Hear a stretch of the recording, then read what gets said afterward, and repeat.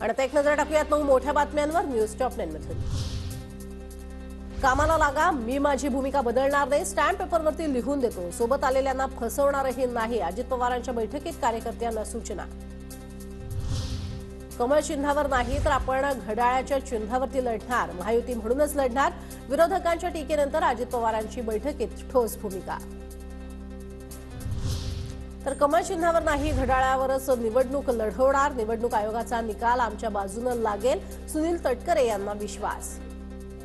येणाऱ्या निवडणुका राष्ट्रवादी काँग्रेस पक्ष महायुतीमधून एनडीएचा घटक पक्ष लढवत असताना निवडणूक आयोगाचा निकाल आमच्या बाजूने लागेल अशी अपेक्षासह राष्ट्रवादी काँग्रेस पक्ष म्हणून आमच्या पक्षाच्या चिन्हावरती निवडणुकीला आम्ही सामोरं जाणार आहोत। हा सुद्धा आमचा निर्णय यापूर्वीच झालाय।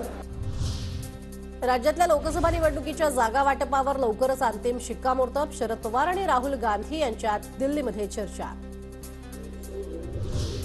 काँग्रेसची 28 तारखेला नागपुरात सभा, लोकसभा निवडणुकीचा शंखनाद करणार, सभेला हम है तैयार असं नाव दिलं, देशभरातील मोठे नेते उपस्थित राहणार। कालपासून राजधानी दिल्लीमध्ये भाजपची राष्ट्रीय कार्यकारिणीची बैठक सुरू, बैठकीला विनोद तावडे, पंकजा मुंडे, चंद्रशेखर बावनकुळे आणि आशिष शेलार उपस्थित राहणार। फुलेवाड्याची पाहणी करताना अजित पवारांनी आयुक्तांना झापलं, फुलेवाड्यातील चेंबर काढण्याच्या अजित पवारांच्या सूचना, तर चेंबरच्या जागी फरशी बसवण्याचे आदेश। आज अगदी पहाटेच उपमुख्यमंत्री अजित पवार यांच्याकडून फुलेवाड्याची पाहणी, यावेळेला अजित पवारांनी स्मारकाच्या कामाचाही आढावा घेतला।